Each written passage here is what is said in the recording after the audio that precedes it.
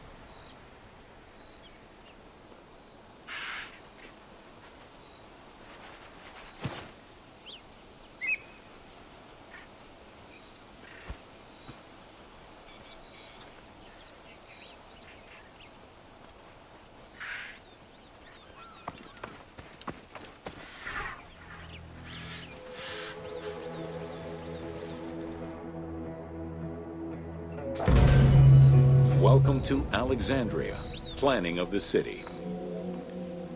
Alexander's plan to build his great city began with a verse from Homer's Odyssey.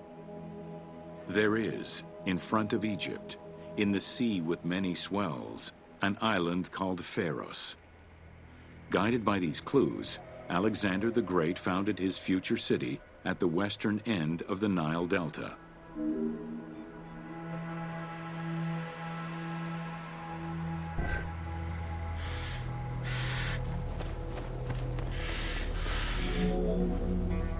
Though Alexander considered this location ideal for his great city, it presented considerable challenges.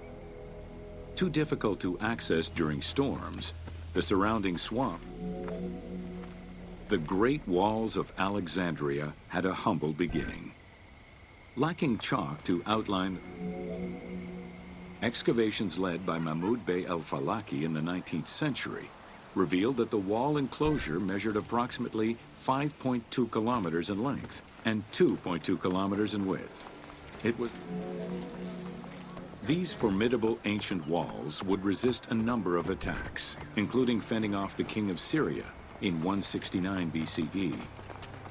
It wasn't until 295 CE that they eventually fell to Roman Emperor Diocletian, and this only after 8 months of relentless assault.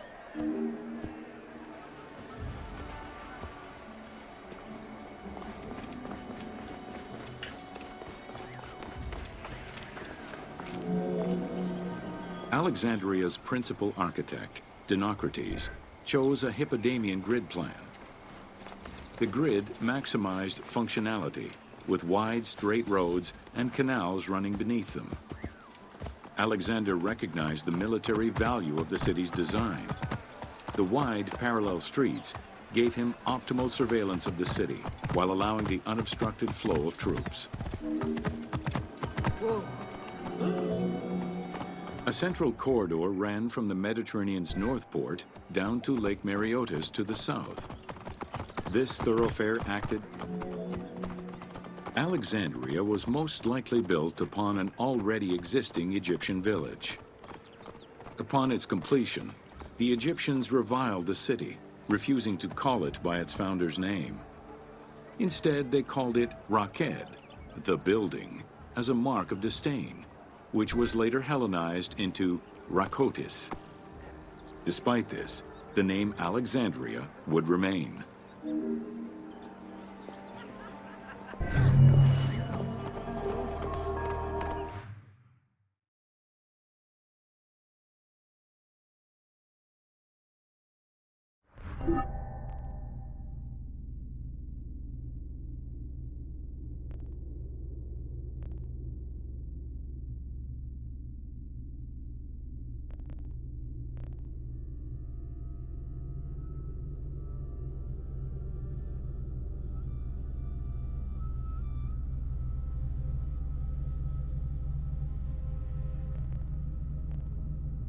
Ευδαιμονείς, όταν.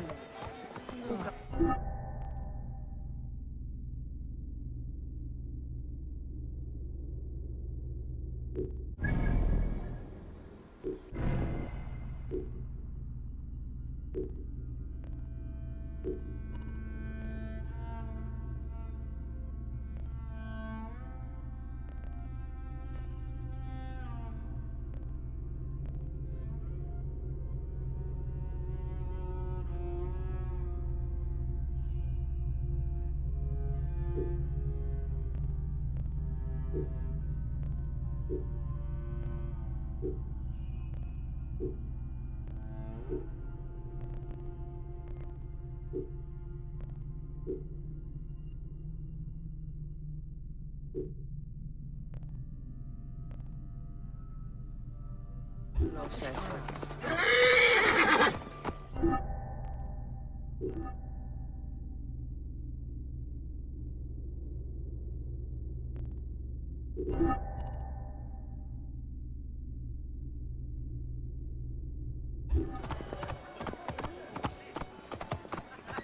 Χαίρε.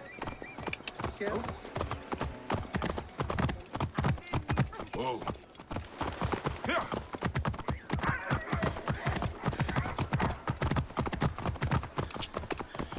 Αμάσα ελάβνης κακίστεως, αμέλισσον.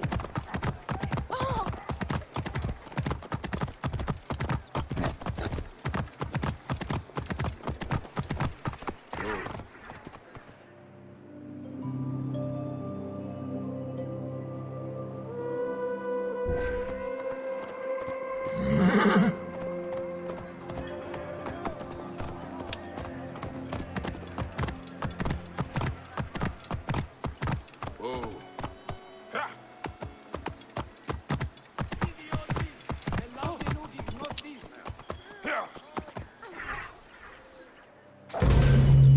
Welcome to the Serapion of Alexandria. Whoa. In a city of numerous magnificent attractions, the Serapion was considered to be the most beautiful temple of Alexandria. Located southwest of the city on a small hill known as the Acropolis, the sanctuary was constructed during the reign of Ptolemy III, upon foundations which had existed since the reign of Ptolemy I Soter.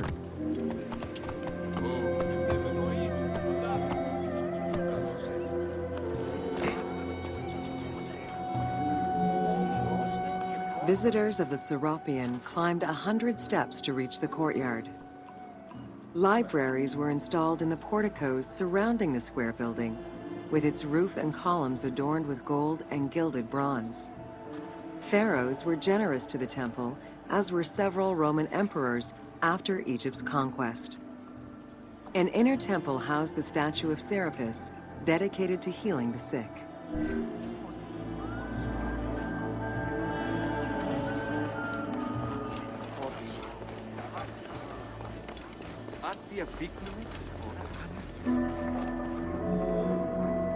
Since the 26th dynasty, Greeks in Egypt had gradually integrated the Egyptian cult of the Apis bull to their own rituals. With the establishment of the Ptolemaic dynasty, the cult of Apis was further integrated into Greek religion. During his rule, Ptolemy I chose to merge Egyptian and Hellenic gods into a syncretic divinity named Serapis. This name was the result of the amalgamation of Osiris and Apis. With this new deity, the Ptolemaic dynasty managed to accommodate Serapis was also associated to other deities, including Asclepius, a Greek god of healing. It is possible that, as with the Serapis Temple of Canopus, the sick would visit this sanctuary, sleeping there overnight in the hopes of being healed within its hallowed halls.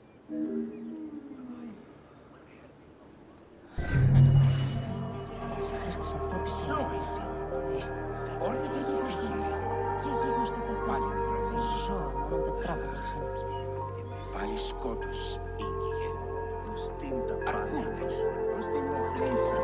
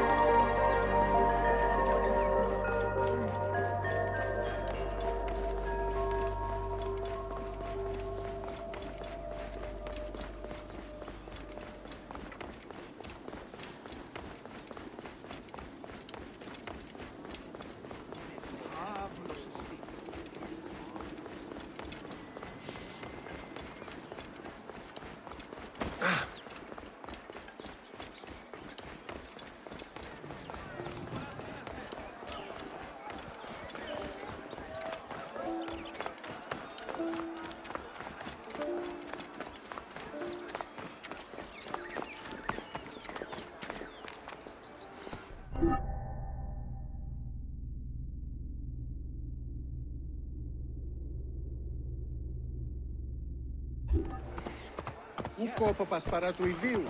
Ίσο θαλμονίδιο κατασχέτη.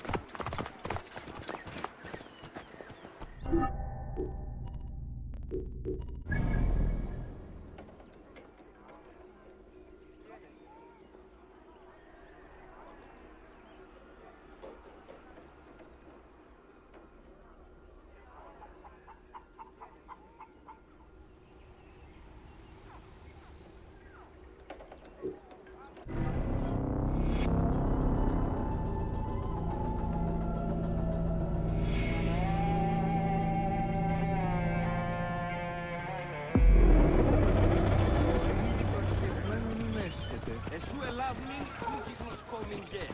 Γης βέλιστος. Welcome to Alexandria, a commercial. The ports of Alexandria were a major commercial hub, effectively connecting Egypt with the Mediterranean regions and beyond. A tremendous amount of materials and goods flowed through the city on a daily basis. The large port market was called the Emporion. It was there that merchandise was traded. Food and other artisan work streamed out of Egypt. Ceramics, glass, golden rings, and minted coinage. The local potters, using traditional Egyptian techniques, competed with those from abroad, and the textile industry flourished. What Egypt did not produce itself was acquired through trade, using local resources such as wheat and papyrus. Most sought after was pine wood from Syria, iron and marble from the Greek islands, gold from Spain, and exotic fruits from Europe. The wood imported to Port Mareotis through Alexandria's seaward ports was used in the nearby shipyards, where most of Egypt's ships were built.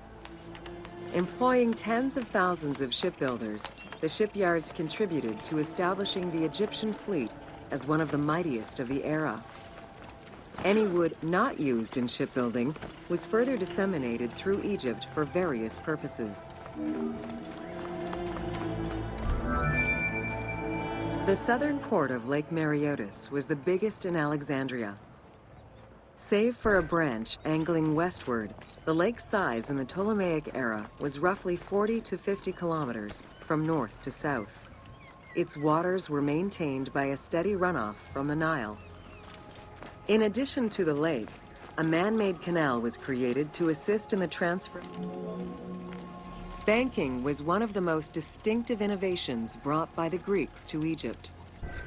The centerpiece of Alexandria's wealth was the royal systematization of taxes on almost everything. Basic items such as salt, oil, beer, wheat, and linen. By the late 12th century, the channel feeding the lake from the Nile silted up. Lake Mareotis lost its connection to the Mediterranean, as well as most of its water, as the lake slowly evaporated to a fraction of its former size. In modern times, Lake Mareotis is being kept alive through irrigation. However, only about 17% of its original size remains.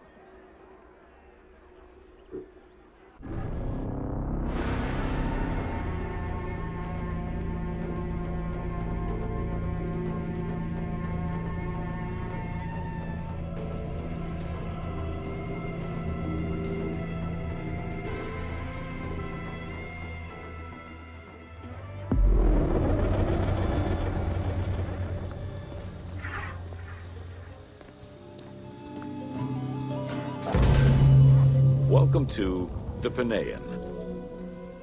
The Panean was a temple built in honor of the god Pan, divinity of nature.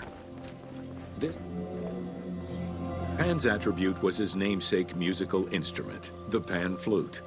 His temples were usually located in caves and on high mountains, and were frequented by shepherds. It is likely that Mediterranean cults adopted the imagery of Pan to symbolize the Christian devil.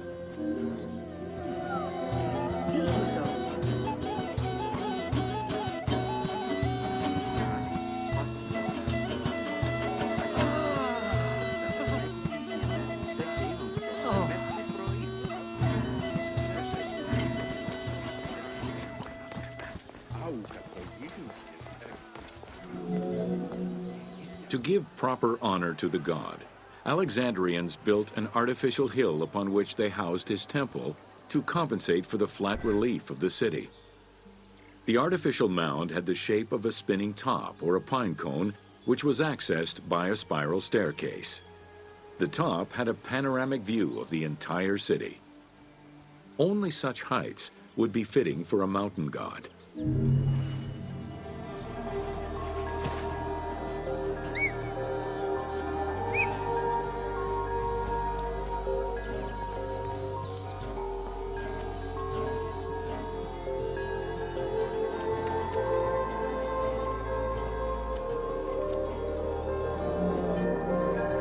To give proper honor to the god, Alexandrians built an artificial hill upon which they housed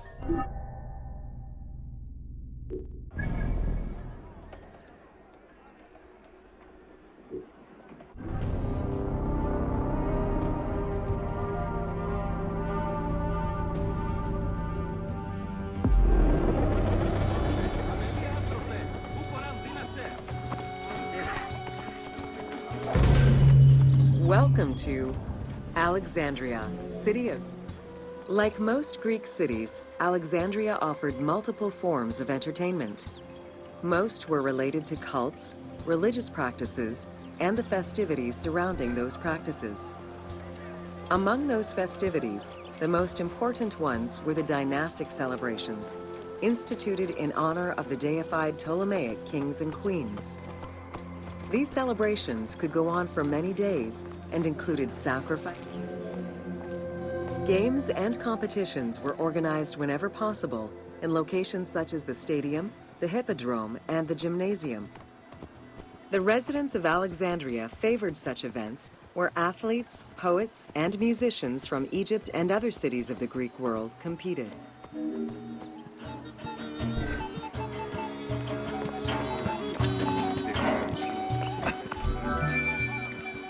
Like all good Greek cities, Alexandria had a theater.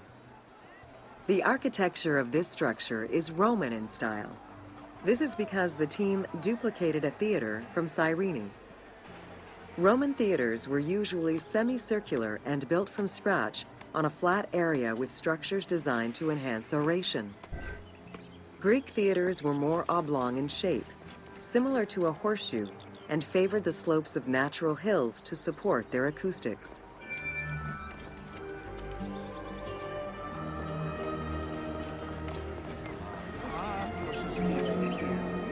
At the theater, one could witness the plays of contemporary comic and tragic authors. The play you are witnessing below is Menander's Dyskolos, more commonly known as the Grouch, a late and popular entry in the Greek comedies.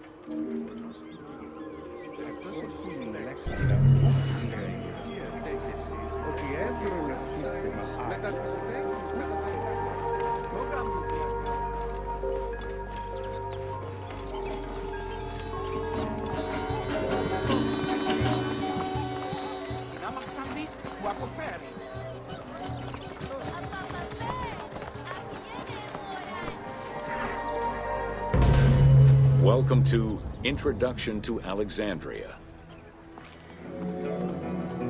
After conquering Egypt in 331 BCE, Alexander the Great decided to build a new city, which, as per his habit, he named after himself. After his death, Alexandria. The city was built between the Mediterranean Sea and Lake Mareotis, which resulted in Alexandria becoming a crucial cultural hub and trading center.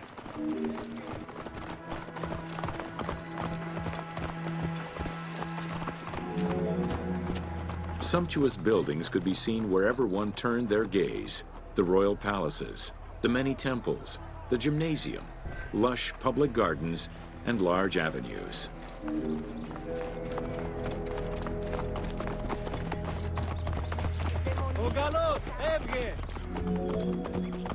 With its incomparable beauty and advantageous geographic location, Alexandria attracted foreigners, intellectuals, and traders.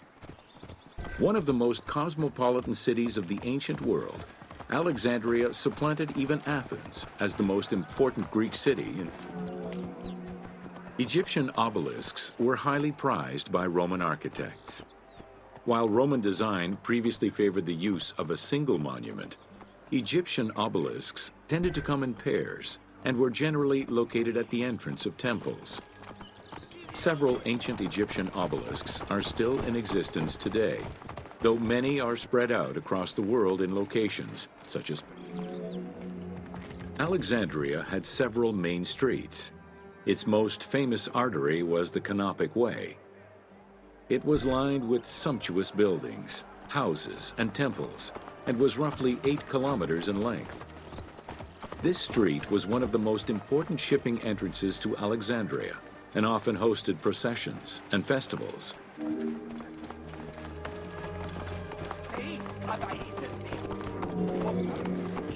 The width of the street, 30 meters, was abnormally large even by Greek standards. This is likely because the Canopic Way was made in a short span of time and based on an urban plan, as opposed to being slowly built over time, as was usual for the era.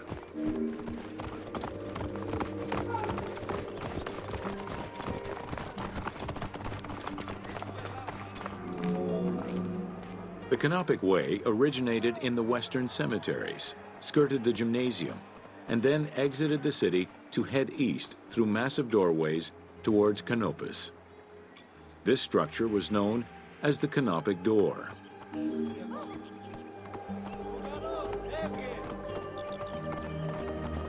Ακούεις, Γάρμη? Σήμαρτε δούνε απίντησος.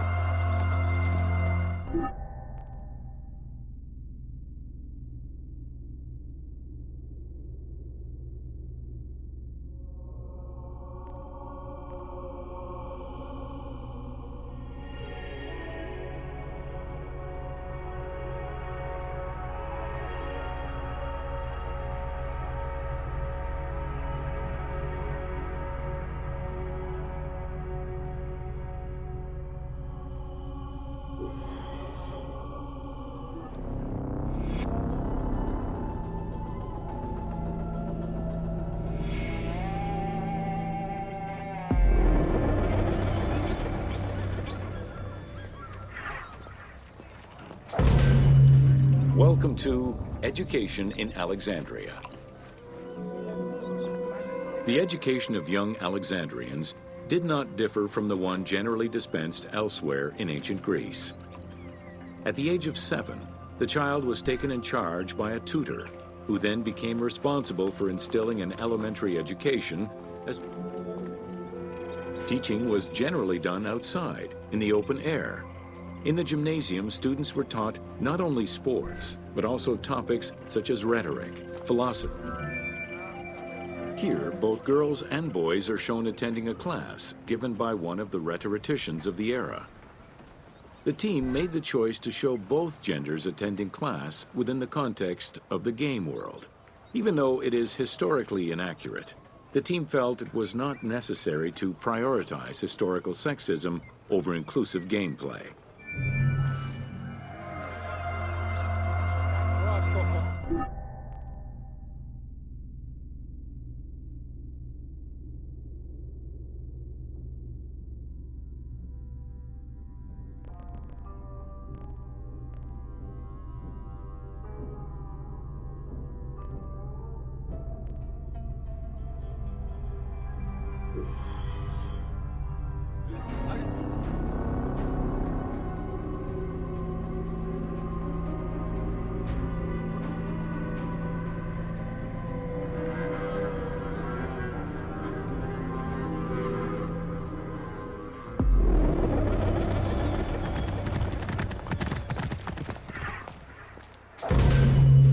Welcome to the Moseion of Alexandria.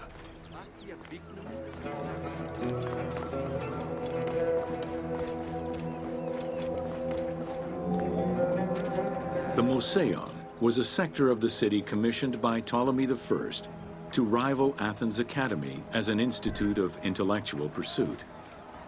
Dedicated to the 9 inspiring muses, the Moseion became a great center for philosophical and scientific enlightenment. It welcomed scholars from many kingdoms. The Moseion was designed so that its buildings and grounds would accommodate free thinking, debate, and presentation. Meeting spaces and theaters surrounded a meeting.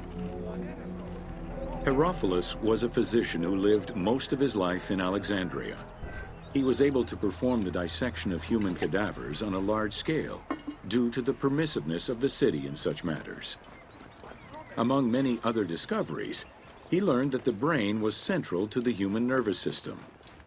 He also extensively mapped the blood system. In order to be free to pursue their research, scholars were fed and housed at the Moseion at the government's expense. This freedom provided Alexandria's scholars a meeting space for intellectual pursuits and a haven for spiritual peace. Though nothing remains of the original Moseion, it lives on as the legacy of our modern museums.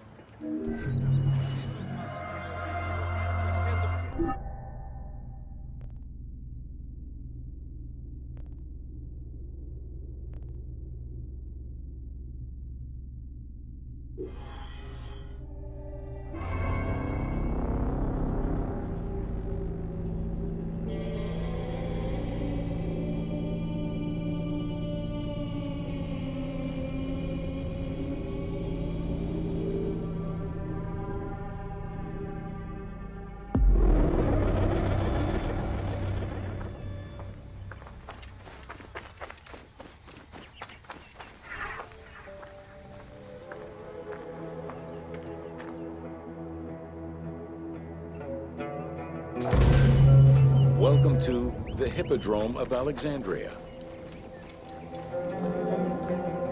The main hippodrome of the city was called the Legeon, in honor of Lagos, the ancestor of the Ptolemies. Alexandrians were great lovers of horse racing. They were fascinated by the rivalry of these races, the Agon, as it was said at that time. The most important chariot race was the Tethrypon. Using 4 horses with the quickest harness to the front right, the charioteer would race for 12 laps, with sharp turns at either end of the hippodrome. The victors were crowned with garlands of olive and received prize money, but the most sought-after reward was to be acclaimed. Ye hymns that rule the lyre, what god, what hero, aye, and what man shall we loudly praise?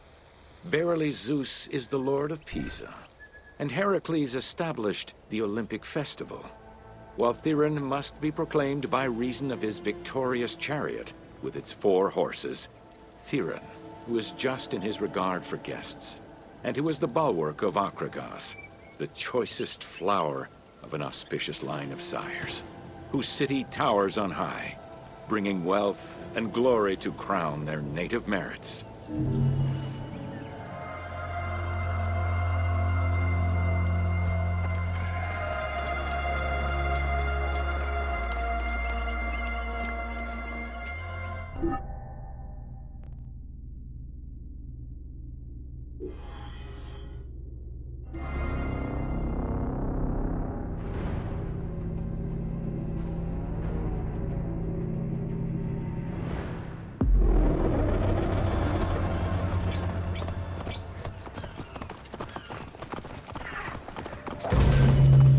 Welcome to the Islands of Pharis.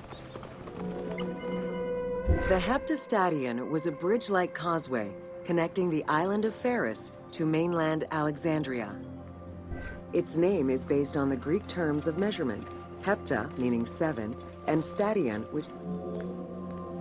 Since its construction would separate the Grand Port to the east and the port of Eunostos to the west, it was designed with channels at each end. These openings allowed passage from one port to the other.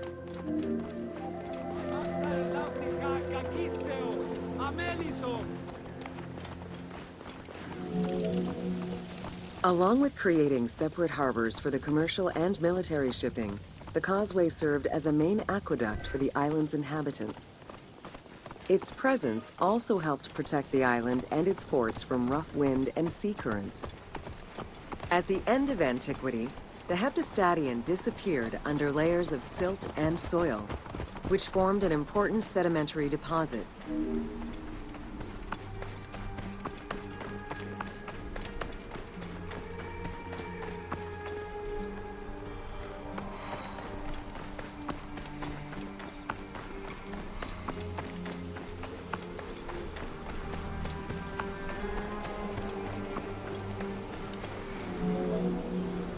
While the Serapeum was the most celebrated of the temples in Alexandria, many other temples were built within the city.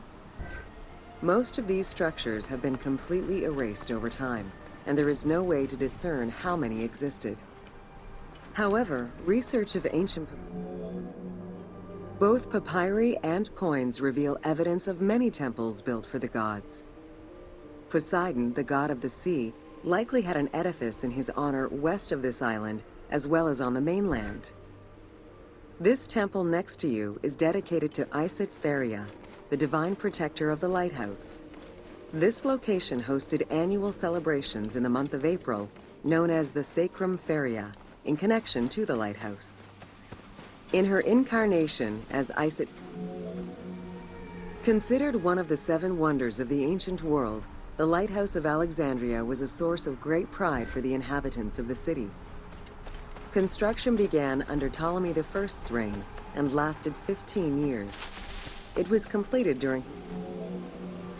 Built on the island of Pharos, the stone structure was 3 tiers set on top of one another in a step formation. The second floor consisted of an octagonal tower, and the top floor was a cylindrical tower topped by a statue. Essential to safe navigation through the rifts and shallow waters, the Pharos was a functioning lighthouse, with a beam reportedly visible 50 kilometers away. For several centuries, the Pharos was one of the highest monuments ever built by man. It measured roughly 110 meters in height, compared to the Pyramid of Giza, which was around 140 meters tall. Gradually, the structure was eroded by earthquakes, and then completely destroyed in 1480 CE, when a fort was built over it. Archaeological excavations on the seabed have uncovered many blocks from the ancient building.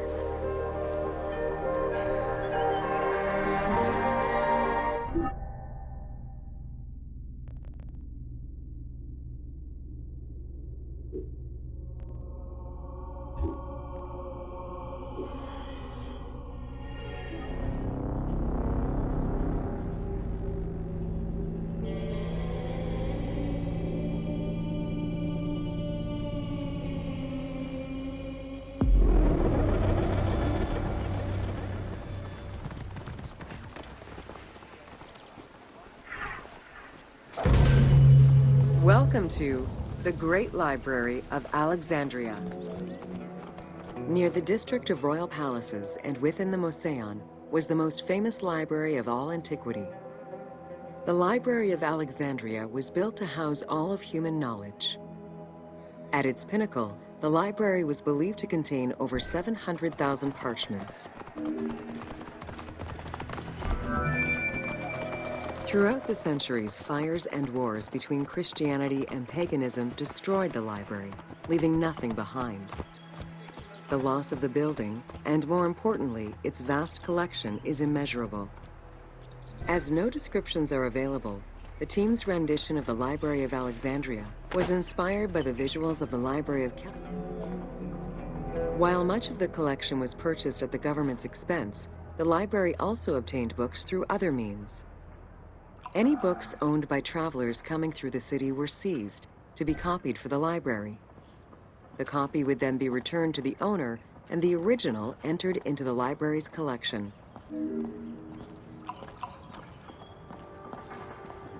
Πού βλέπω. Λίγα αρχεία, δίσκος μη μαζί. Με το οίκο αυτής.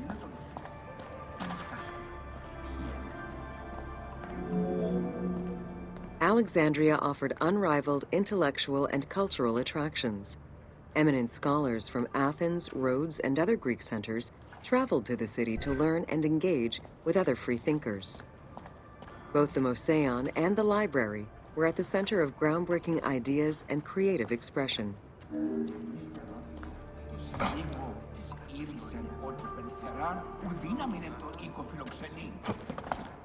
Ότι ανασχεντίας τέκνον της γη, πως ταν μήτερ απαλλάσχει. Πάση δεγά και θυνόσκερα. Αυτή είναι εγκυόμην τέκνου. Πού δυνάται εκρύψαντε πλέον.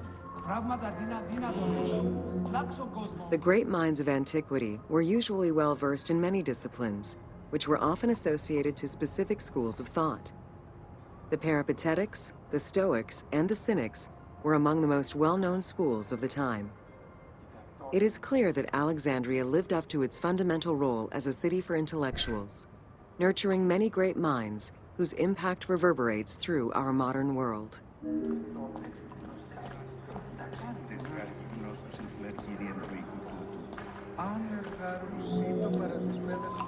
Hypatia of Alexandria was a Greek mathematician, philosopher, astronomer, and inventor. Though born in Greece, she eventually migrated to Alexandria, like many great minds of the time. Callimachus was born in Cyrene and educated in Athens. After his studies, he moved to Alexandria to work in the Great Library.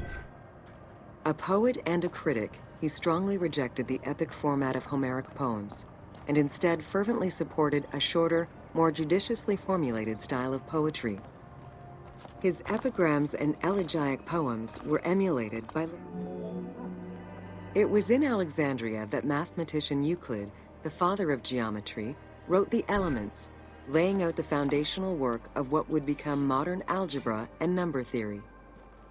Euclidean geometry would become one of the most influential... How do you calculate the circumference of the Earth? With a camel, 2 sticks, and shadows cast by the sun. This is what Eratosthenes of Cyrene described in his principal work, Geography, while he was director of the Great Library of Alexandria. He is credited for the invention of the armillary sphere around 250 BCE. The earliest known and most complete armillary sphere of antiquity was the Meteoroscopion of Alexandria, with an imposing 9 rings compared to the 3 or 4 of most other astrolabes. Known as the zodiac krikatoi amongst the Greeks, the Meteoroscopion was used to determine the location of celestial bodies around the Earth. Every self-respecting astronomer of antiquity would have sought to use this tool to better understand the celestial movements.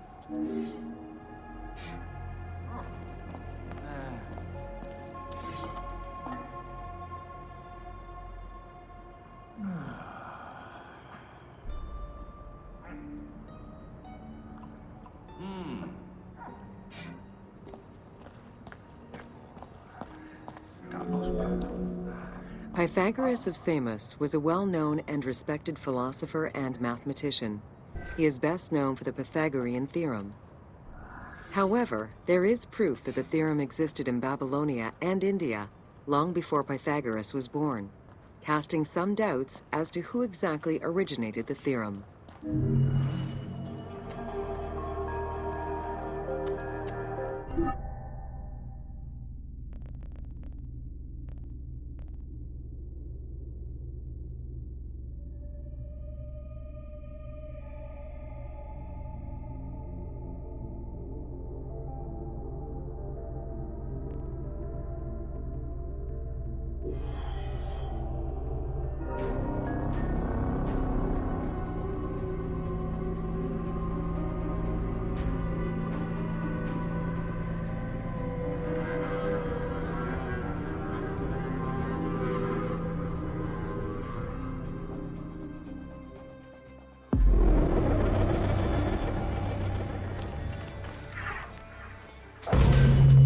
Welcome to the Greek Pharaohs.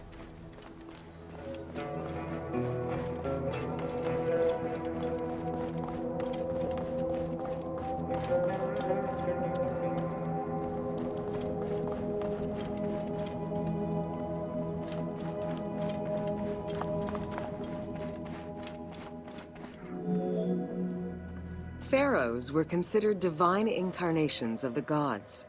As an avatar of the gods living on Earth, the pharaoh's role was to preserve fundamental values and universal harmony by removing chaos, Izfet, and ensure that justice, Mot, prevailed. The pharaoh, by divine ancestry and through multiple offerings, was the bond that unites the world of men to the world of the gods and allows the maintenance of the cosmic order. The Ptolemaic dynasty reigned over Egypt from 305 BCE to 30 BCE. The dynasty was called the Ptolemies of the Lagids, in recognition of the founder of the dynasty, Ptolemy Lagos, a Greek general and close friend of Alexander the Great.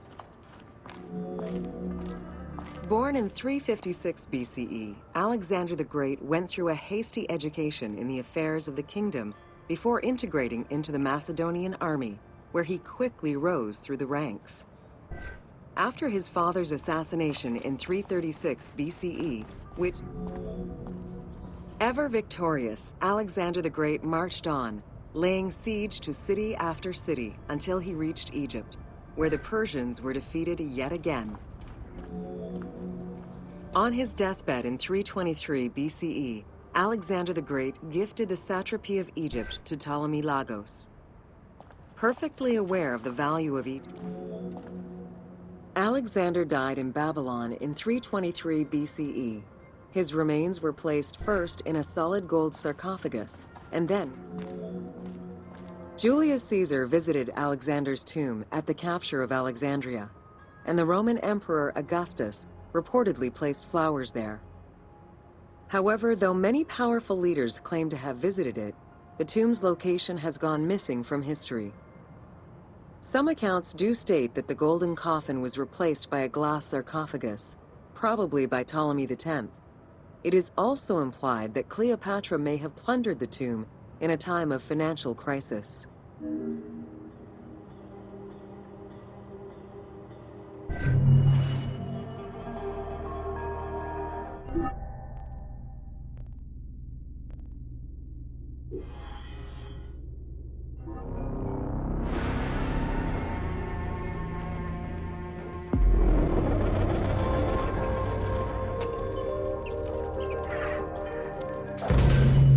Welcome to Cleopatra, Queen of Egypt.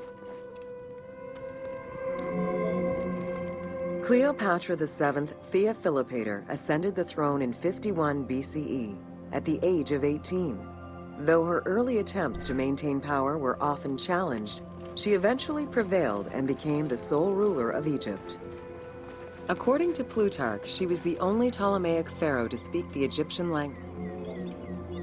It is important to understand that Cleopatra's knowledge of Egyptian language and keen understanding of the culture allowed her to make powerful ideological reference that resonated with ancient Egyptians.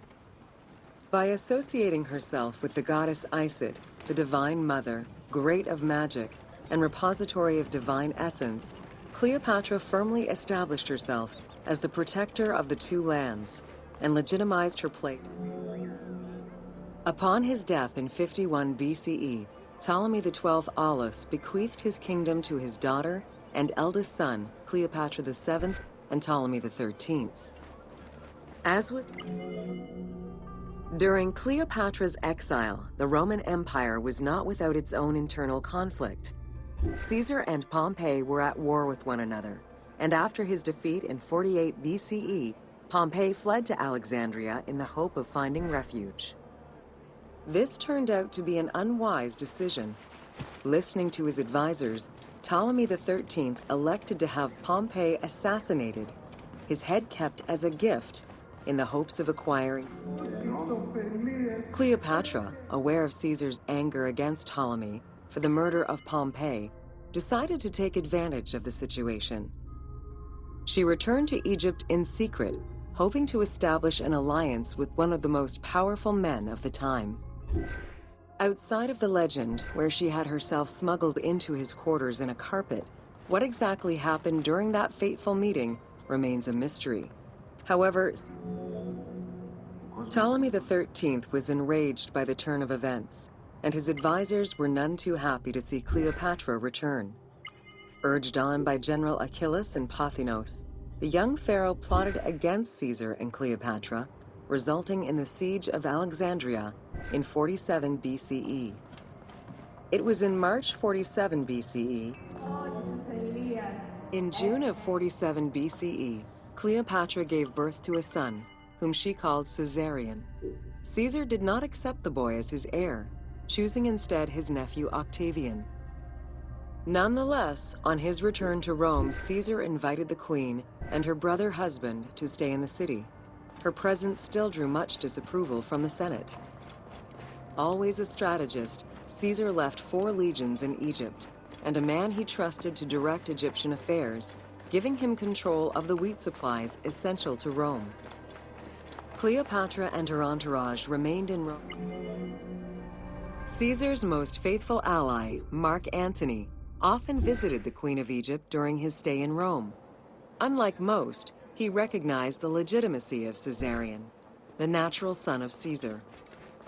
Antony knew he would need the riches of Egypt in order to fight Octavian and claim the Roman Empire. Despite his marriage to Octavia, Antony remained Cleopatra's lover, and she gave birth to their children. Cleopatra increased her kingdom's territory and started a political propaganda alongside her lover in Egypt and beyond. She hoped to create a Ptolemaic federal empire with Alexander. Octavian managed his own propaganda campaign and succeeded. The Roman people hated Mark Antony and Cleopatra. To avoid the censure still inherent in attacking a fellow Roman, the following events remain difficult to confirm due to the many versions and legends around them. It is believed that after hearing a rumor about Cleopatra's suicide, Mark Antony committed suicide himself. He was brought to the queen as he slowly passed away. Knowing that Octavian would have her chained and paraded through Rome in defeat, Cleopatra planned her own suicide. She most likely killed herself with arsenic, though admittedly, the version where she uses an asp to deliver a fatal bite may be considered more dramatic. What happened to the body of Cleopatra is still a mystery.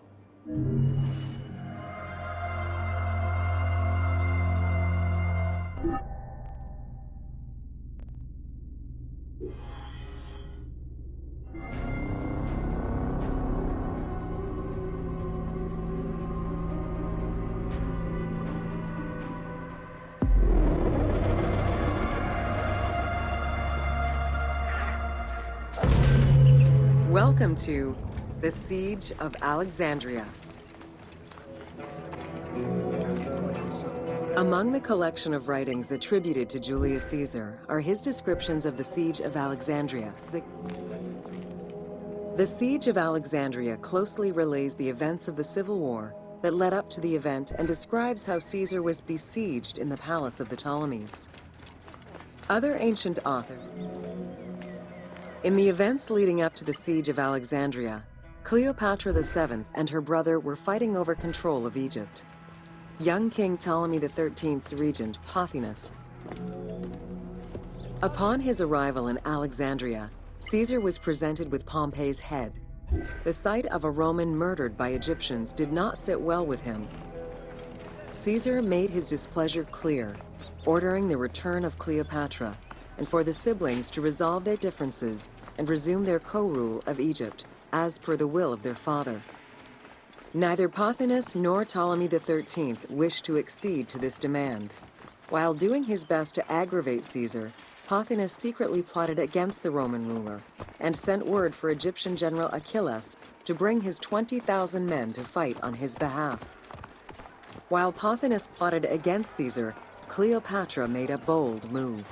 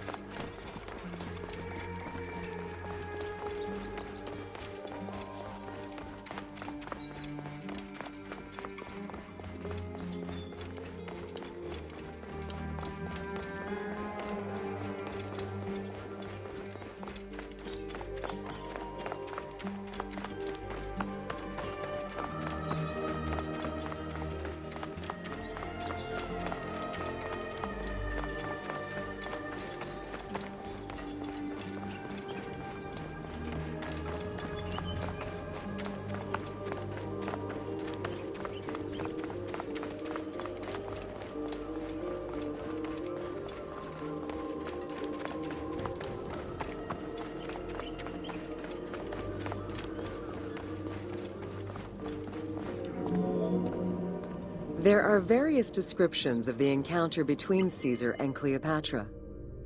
One report states that she snuck into the palace alone at night.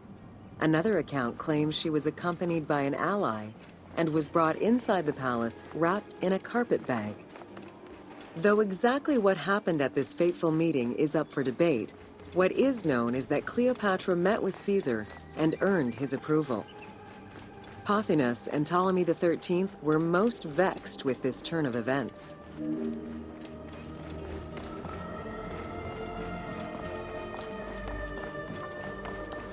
Το γεγονός ότι φέρω το άθλος μου καλώς τα ήκουσες εγώ With Cleopatra finally present, Caesar chose to act as mediator between the siblings in the hopes of a peaceful resolution. It did not take long for things to sour. During a banquet given to celebrate the reconciliation, there was an assassination attempt on Caesar. It was the Roman leader's own barber who thwarted the attack. Once it was revealed that the king's regent, Pothinus, had ordered the attack, Caesar had him executed. He then placed the young king under guard.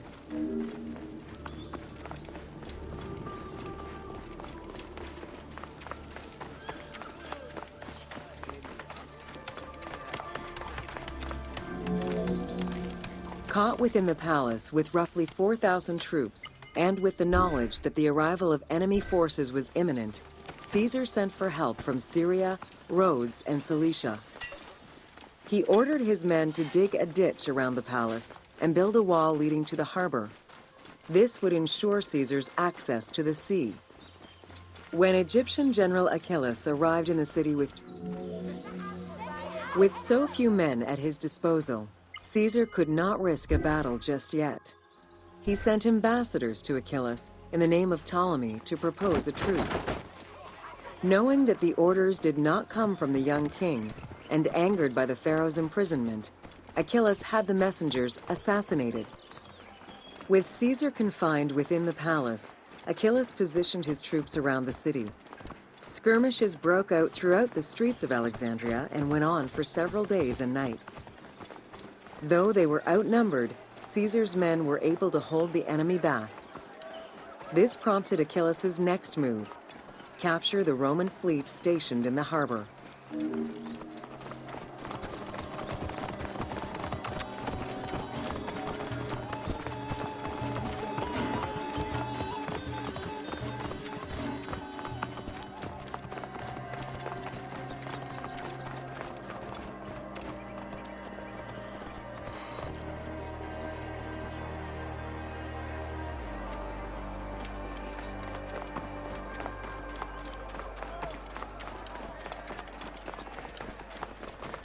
Πότε διδάσκεσαι Ελλάδη, τι πω πρώην και εχθές. Lads, sie erlauben nicht wie und die Feste.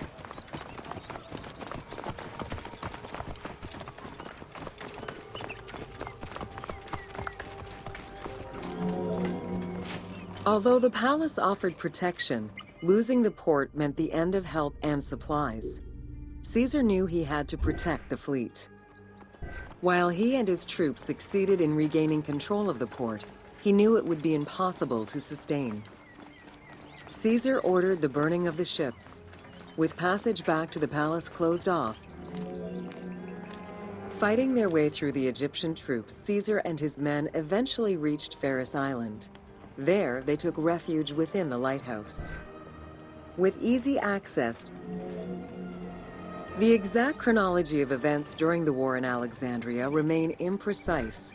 Conflicting accounts raise questions as to when and in either case, the Great Library was not completely destroyed. Experts point out that its location was too far from the harbor, and much later texts refer to the Great Library as being intact. Warehouses near the harbor contained manuscript copies awaiting export, and it is the destruction of the Great Library may have been due to a number of fires over the ages. Its end was probably closer to the 4th century CE, when the Christian... Where there are accounts of Achillas being in control of the battle against Caesar, It appears that instead, Cleopatra's sister, siding with her brother, had him killed and put her... During the time of Ptolemy I, canals had been dug throughout Alexandria to provide fresh water. Ganymedes had his men take control of these canals. After isolating their own water supply, he had his men pour salt water into the canals and cisterns that led to Caesar's camp. Panic erupted in Caesar's men. They wouldn't last long without fresh water. Recognizing that the porous limestone could help them, Caesar and his men dug wells to restore their water supply. Days later, the 37th Legion, comprised of Pompey's soldiers, arrived by ship. Unable to come ashore due to the winds, with help from the Allied ships, Caesar's victory enabled him to push the Egyptians back and secure the lighthouse. Gaining control of Pharos Island sent the Alexandrians into the sea and swimming back to the city. However, Caesar's fortification of the island didn't last long. The enemy regrouped and were set to storm the island. Panic-stricken, in spite of Caesar's encouragement, many of his men then fled their posts, either by ship. Caesar attempted to retreat, but Port Eunostos' harbor was overrun with enemy ships, preventing escape. Reportedly, Caesar gathered his papers and leapt overboard in an attempt to swim to an Allied ship farther out.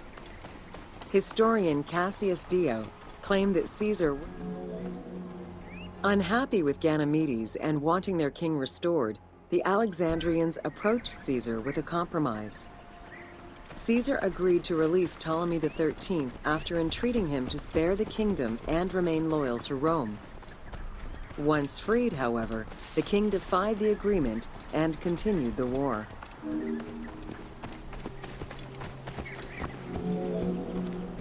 By this time, a faithful ally of Caesar's, Mithridates, arrived in Egypt, clashing with Ptolemy's troops at Pelusium.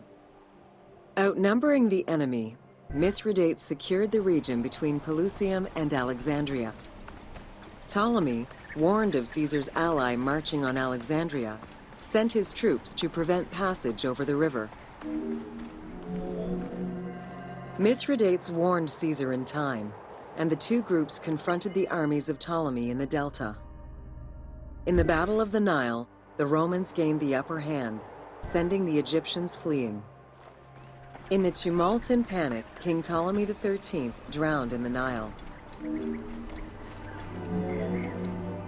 After the siege ended, Cleopatra VII married her younger brother, Ptolemy XIV, enabling her to reign over Egypt until 30 BCE. Under her rule, Alexandria settled into its position within the Roman Empire and eventually surpassed Athens as one of the most important cities in the Roman Empire. Julius Caesar remained in Egypt for a short time. He and Cleopatra would later have a son named Caesarion.